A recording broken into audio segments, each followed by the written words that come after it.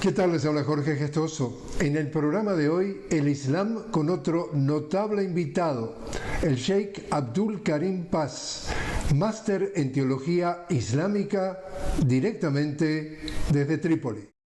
Sheikh Karim Abdul Paz, una cálida bienvenida al programa. Hola, ¿qué tal? ¿Cómo estás, Jorge? Un gusto de participar contigo. El gusto es nuestro, Abdul. Tu reacción ante la inclusión de Irán entre los nuevos 6 países que van a integrar el BRICS, es decir, estamos hablando de un grupo que ahora van a ser 11 y entre ellos está Irán. ¿Cómo lo ves? Mira, yo soy argentino, así que doblemente contento porque el ingreso de Argentina y de Irán me parece muy auspicioso. Yo parto de la base, más allá de los temas políticos, económicos, todas las relaciones que se generan en este marco. Me parece que yo soy un fuerte defensor y sostenedor de la importancia del diálogo de Occidente con Oriente, de la necesidad del aprendizaje mutuo unos del otro, la necesidad de tomar lo mejor de uno y del otro. Y no es que uno tenga todo para dar y el otro todo para recibir, sino que es un intercambio. Y me parece que en la base de este diálogo está el crecimiento de ambos. Y en el crecimiento de ambos está la construcción de la paz mundial y de un mundo mejor. Entonces, que haya una alternativa al poder de los últimos 50 años que hemos visto, que por un lado está en crisis, porque el llamado mundo occidental, que no es tal, porque en realidad son una expresión de un tipo de poder del cual no todos los occidentales disfrutan, digamos así, sino que es desgraciadamente un sector, si se quiere, bastante minoritario y muy concentrado y en vías de mayor concentración para, digamos, para la dificultad del resto, que no tiene ese grado de poder. De modo que hay que generar un contrapeso y creo que el BRICS está en camino de ser uno de los contrapesos importantes. Como se ha fijado el 1 de enero del 2024 como la fecha en donde realmente se incorporan estos 6 nuevos países, ¿te parece que de aquí al 1 de enero puede haber palos en la rueda, puede haber intentos de sabotaje para que algo pase? Y bueno, sí, en principio, digamos, creo que puede haber esos intentos, pero pueden ser muy poco efectivos en algunos casos y más en otros. En el caso de la Argentina, sí puede ser muy problemático porque estamos ante una elección y ya los candidatos se han expresado y bueno, hay quienes no están de acuerdo y dicen que no lo van a aceptar, en cuyo caso, digamos, es un obstáculo importante que será con más tardanza soslayado, pero que evidentemente es un problema. Yo creo que es un problema menor porque creo que aún en una elección adversa de aquellos candidatos que no quieren entrar en el BRICS, será una cuestión de tiempo, pero a la larga esto es imparable. Ahora, otros países creo que no tienen ese condicionamiento y creo que el BRICS se va a fortalecer sí o sí. Te cuento, Abdul, que como tú has visto en días recientes en Francia, entonces se prohibió en las escuelas lo que le llaman el uso de la abaya, que es la túnica que usan las musulmanas. Y al hacer este anuncio, el ministro de Educación francés dijo, y leo su razonamiento, que buscaba entonces el objetivo de potenciar el laicismo y agregó textualmente: cuando se entra en una clase no se debe poder identificar la religión de los alumnos al mirarlos. ¿Tu reacción ante esa prohibición? Y bueno, a ver, es lamentable porque en el caso de Francia o algunos países europeos, por un lado han ido a estos países islámicos a colonizarlos, a extraer muchos de sus recursos, riquezas, y han promovido inclusive para ello muchas veces con violencia y por la fuerza, han propiciado golpes de Estado, invasiones, cambios de gobierno, etcétera. De modo que no han respetado en aquel origen, en esa relación, que es justamente lo que hablábamos en tu primera pregunta. Es decir, yo creo que necesita el mundo, digamos, fuera de estos poderes tradicionales europeos, norteamericanos que han gobernado en estos últimos decenas de años, creo que los países se tienen que organizar para tener reglas de juego más equitativas.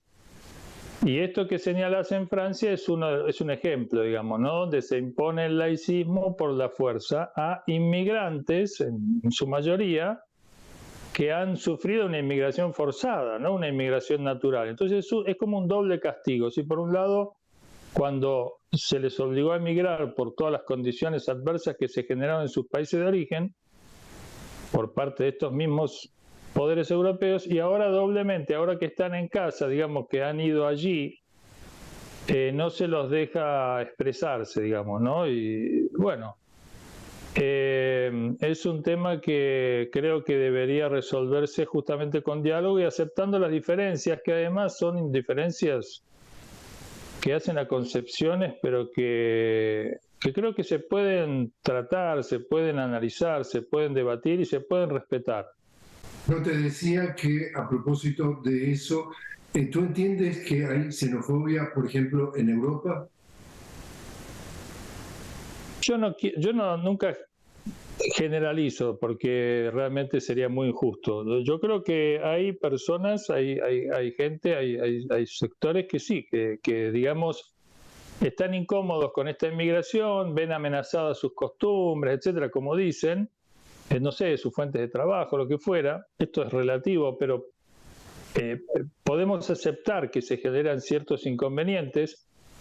También podemos aceptar que por ahí no todas las costumbres de estos otros sectores que quieren, digamos, tener su religiosidad, tener sus costumbres, su cultura, puede ser aceptable, puede ser cómodo, todo puede discutirse, pero esta obligación forzosa al laicismo, a la laicidad como una religión, y me parece demasiado. Es decir, alguien podría decir aquí que, bueno, ¿acaso en algunos países islámicos no ocurre que se le prohíbe a la mujer estar tan libremente vestida como quisiera? Y entonces recíprocamente, bueno, en principio que esto sería una respuesta relativa, porque primero que no en todos los países islámicos ocurre eso. Y segundo, no todos los países islámicos son iguales en cuanto a su forma de organización política y social y cultural. Pero hay diferencia entre países, hay diferencia entre Afganistán, entre Arabia Saudita, entre una monarquía, entre Irán, eso es diferente. Entonces, no sé, por ejemplo, hay diferencias en Turquía. Los países islámicos, como los países cristianos, son heterogéneos. Y entonces sería cuestión de hilar más fino y ver la cuestión. Pero bueno, si yo estoy ante un país que por su mayoría ha elegido una forma, digamos, de vida, una forma de conducta, una forma de vestimenta incluso, de acuerdo a sus parámetros culturales, y esto ha sido elegido en forma parlamentaria y debatida hacia adentro, y bueno, yo tendré que respetarlo, aún sin estar de acuerdo. Ahora, el tema es que estos decretos, yo no sé hasta qué punto son parlamentarios, digamos, estas prohibiciones que se generan con respecto al uso de la vestimenta islámica, no sé qué tanto debate tiene en la sociedad francesa. Y después eso sin entrar en la profundidad de un debate ya con más profundidad de qué problema genera una manera de vestir u otra, y qué relación puede tener con el pudor y con la organización social y con las costumbres y con la sexualidad.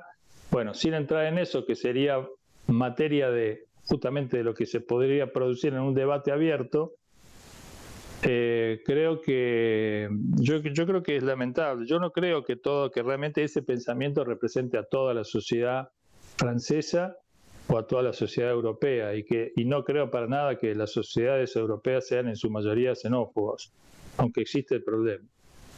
Claro, te digo que existe porque, por ejemplo, vuelvo a Francia, que es un caso típico, en donde la candidata que pasó a la segunda vuelta con Emmanuel Macron, que se llama, estamos hablando de Le Pen, dentro de todo su discurso ha sido especialmente agresiva con el mundo islámico, es decir, ha pregonado eso sistemáticamente a través de los años, Marine Le Pen. Y el otro candidato aún más de extrema derecha que ella, estamos hablando de Zemmour, Eric Zemmour, él dice que todo el que no nace en Francia debe ser expulsado de Francia, que los franceses que no nacieron en Francia son franceses de papel. O sea que esta señora ahora no se descarta que podría ser una de las favoritas a reemplazar a Macron en las próximas elecciones, con ese discurso claramente antiislámico. O sea que acá hay un tema que está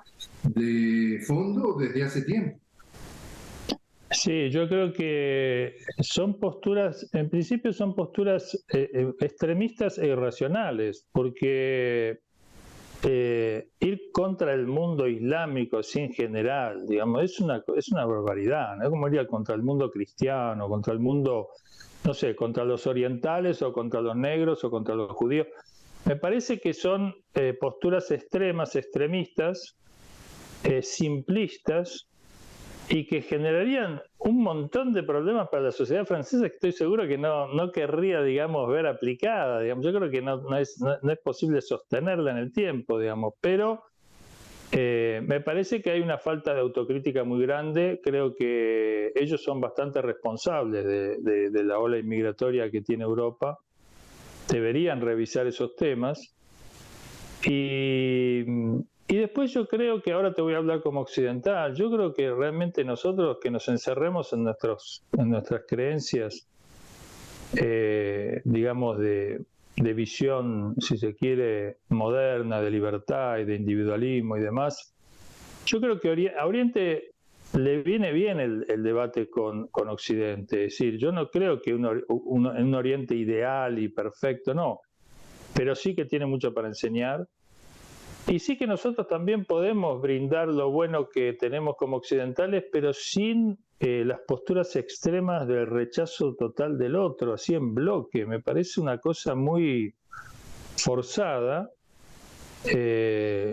quizás demagoga en parte y peligrosa, porque así no vamos a solucionar absolutamente nada. Eso además va a ser objeto de una violencia tremenda. Y seguiría una segunda violencia. Ya la primera tuvo que ver con generar esas olas inmigratorias forzadas, como las que tenemos en Latinoamérica, que son forzadas, no son naturales, porque nadie deja su tierra en masa, digamos así, por una cuestión. No es turismo, no estamos hablando de turismo, estamos hablando de gente que busca un modo de vida, de salir de la pobreza, de salir de la miseria, de salir de países invadidos, ocupados. Estamos hablando de esa inmigración. Y todo lo que tiene que ver con levantar muros, con encarcelar gente, con expulsar gente, y con eso es ahondar el conflicto para el otro, claro.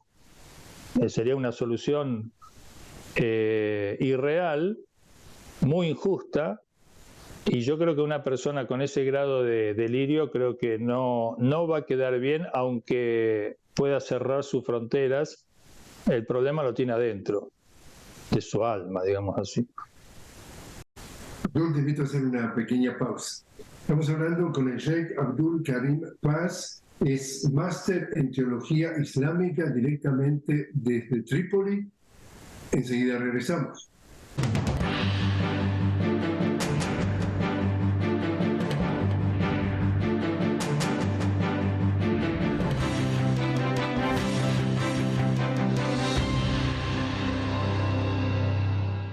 Seguimos conversando con el Sheikh Abdul Karim Paz directamente desde Trípoli. El Sheikh es máster en teología islámica.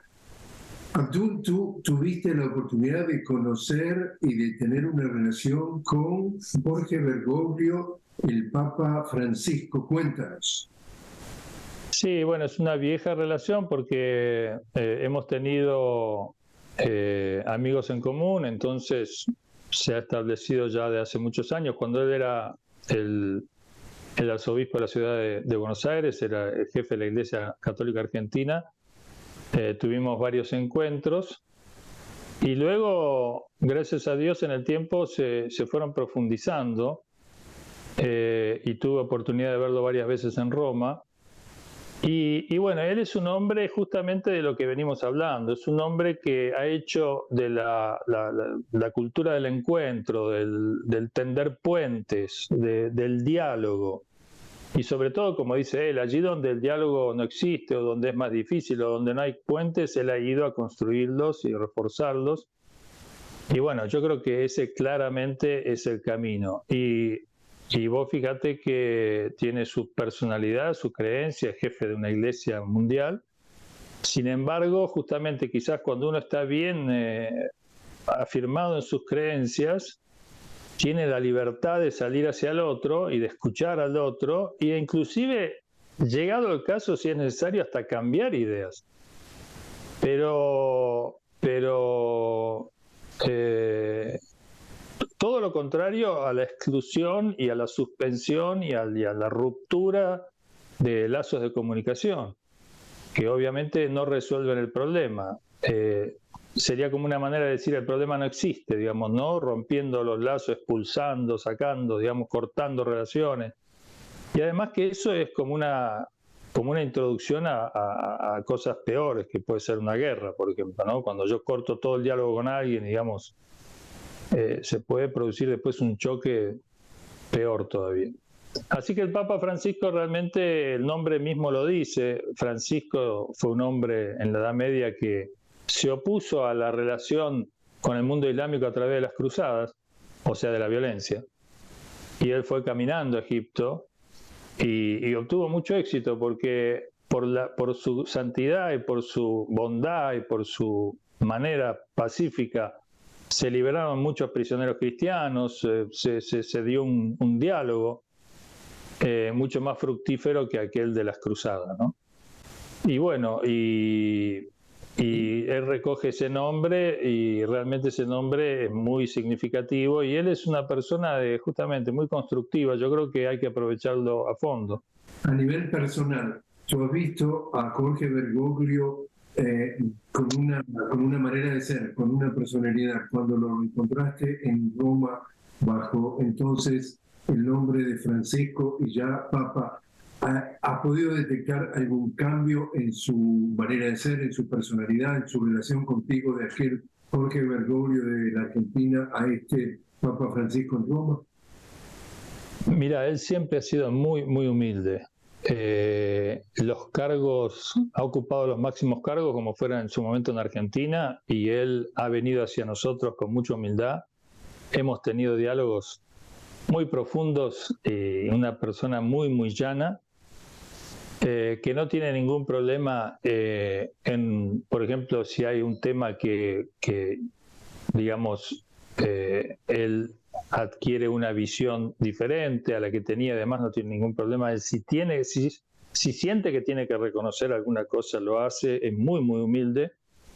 Y ahora que tiene un cargo mucho más importante y sensible, la actitud es la misma. En el diálogo él es muy abierto, le gusta el diálogo, lo disfruta, por supuesto en el marco del respeto y el afecto y el cariño que facilita el diálogo, ¿no? Pero él no ha perdido esa condición y ahora la puede ejercer con mucho más influencia, ¿no? Con mucho más fuerza.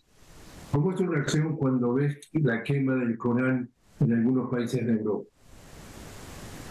Y bueno, esa es otra postura extremista que es muy destructiva, es muy violenta, es muy irracional, porque es una barbaridad. O sea, realmente eso, ¿qué tiene de constructivo? ¿Qué puede mejorar la situación de la relación de la sociedad europea o de aquellos estos que queman el Corán dicen representar o dicen estar preocupados por?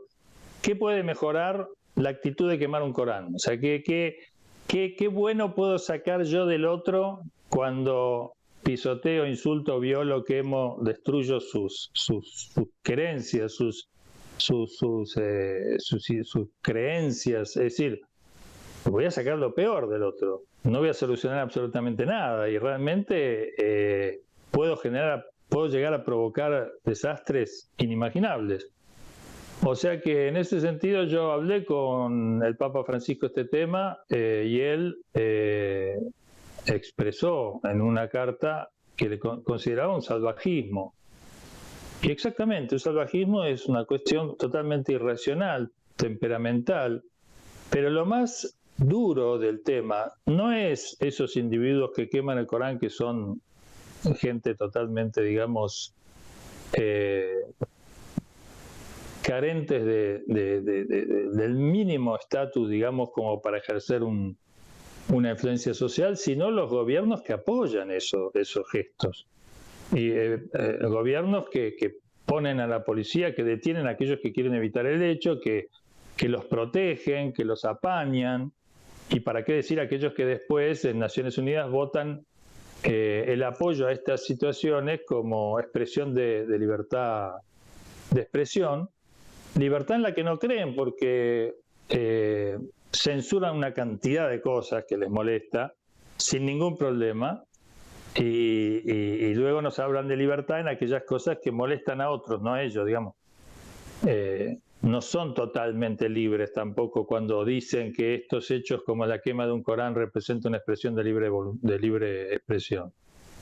Es muy falsa la postura y muy peligrosa, pero creo que son elementos aislados. Lo peligroso es que haya gobiernos, y además gobiernos de países que tienen en su bandera una cruz, con lo cual esto se puede llegar a, es como tirar fuego intentando incendiar un bosque, digamos, ¿no? Porque imagínate si esto después se traslada a una cuestión religiosa y despierta instintos salvajes de un lado y del otro, imagínate las consecuencias desastrosas que puede generar. Tú, dentro de las muchas actividades que tienes, das conferencias sobre el tema, digamos, del islamismo. ¿Qué son dirías tú, los grandes desafíos que tiene el islamismo a nivel mundial? Bueno, el islamismo o el islam, el mundo islámico, en principio yo te diría que ha sufrido un proceso de colonización de unos 300 años que ya está llegando a su fin. Ha comenzado ya hace tiempo un proceso de despertar,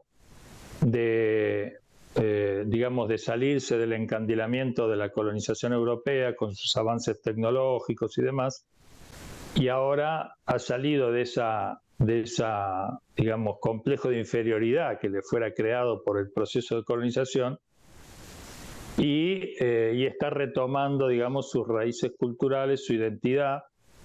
Y en este proceso, yo creo que este proceso es extraordinario. Es realmente el camino de curación, no solamente para el mundo islámico, sino para el mundo en general. ¿Por qué? Porque la espiritualidad y la moral que tiene para brindar un mundo islámico consciente, sujeto, independiente, soberano, que busque el diálogo de igual a igual, evitando, digamos, estas relaciones desequilibradas de dominio, creo que le va a hacer muy bien a Occidente, porque Occidente es extraordinario en muchos aspectos, no sería necio negarlo, pero la soberbia de que esos aspectos tecnológicos nos lleven a creer de que tenemos la solución de todos los problemas y somos el ideal de sociedad que todos deben imitarnos y si no lo hacen por las buenas lo tienen que hacer por las malas porque nosotros lo decimos, es una actitud de arrogancia y de soberbia totalmente desequilibrada, que no condice con los avances, digamos, en las áreas científicas, tecnológicas. Por lo tanto, le va a hacer muy bien a Occidente que alguien lo enfrente, pero con una actitud racional. Es decir, no para destruirlo, sino para sacar lo bueno que tenemos y a su vez para brindarnos lo bueno que tienen ellos. Es decir, volviendo al principio de tu entrevista, que te agradezco muchísimo, es decir, esto va a fortalecer un diálogo real, que es la plataforma que va a permitir realmente un cambio para bien para la mayoría de la humanidad.